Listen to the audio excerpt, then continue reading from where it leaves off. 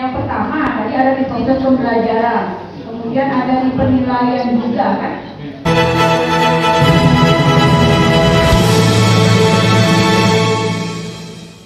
Pemirsa, SMP Negeri 1 Seririt merupakan sekolah penggerak angkatan pertama dalam menyelenggarakan serta menerima interview dalam bentuk pendampingan konsultatif dan asimetris dari pemerintah bidang pendidikan.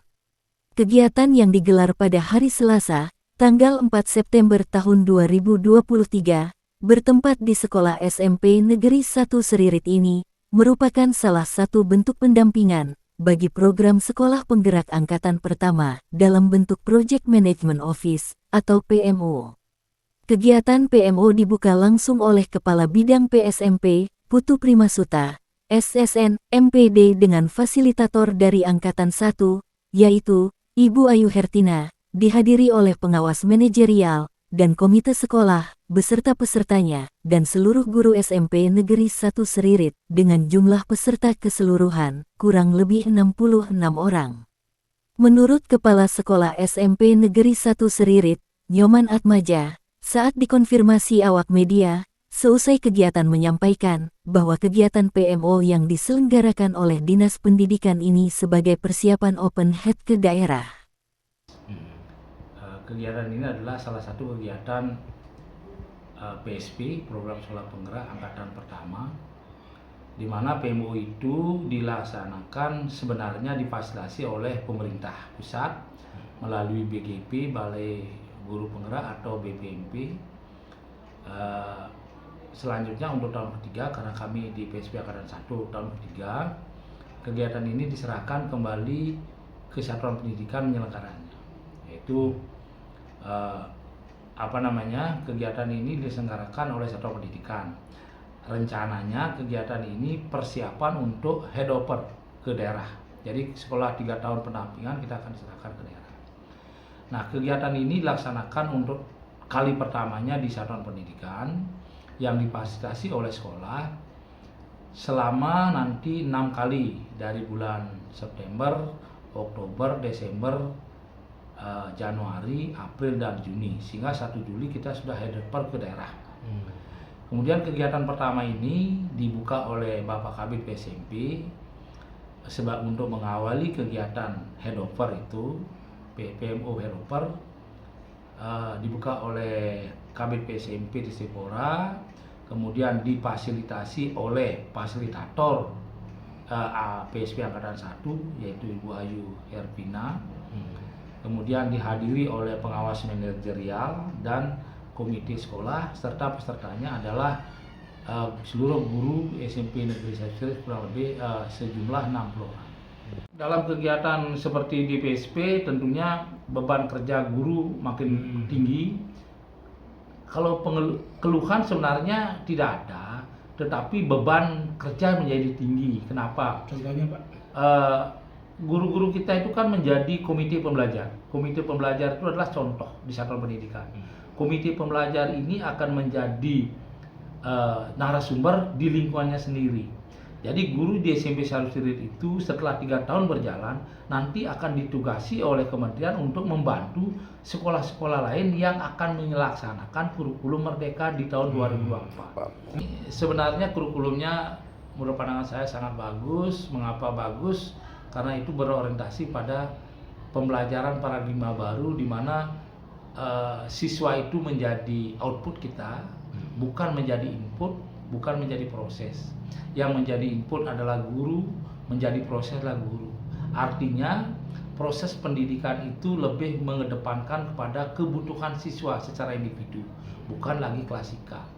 Sebagai contoh, kalau murid yang pintar matematika, dia akan mendapat pelayanan yang maksimal di matematika. Murid yang tidak suka matematika akan diberikan pelayanan sesuai dengan kemampuannya. Tidak dipaksakan harus mencapai hasil belajar yang tinggi sama dengan yang pintar matematika. Jadi, kalau murid yang suka menari, dikembangkan menarinya. Murid yang suka bahasa Indonesia, dikembangkan bahasa Indonesia sehingga mencapai maksimal. Yang murid yang tidak punya talenta di bidang sesuatu, kita tidak boleh memaksakan. Kita harus lihat kompetensinya sejauh mana. Jadi pembelajarannya berdiferensiasi, pembelajarannya bermakna. Dalam kegiatan pendidikan di PSP itu kita mewujudkan branding. Jadi brandingnya seperti ini: sekolah aman, nyaman, inklusif, dan menyenangkan. Artinya bagaimana SMP 1 Seririt sebagai sekolah penggerak itu mewujudkan sekolah aman. Aman dari apa? Pertama, aman dari bullying. Baik bullying di satuan pendidikan, baik bullying oleh masyarakat, baik bullying oleh orang tua atau di keluarganya. Itu dipastikan dulu.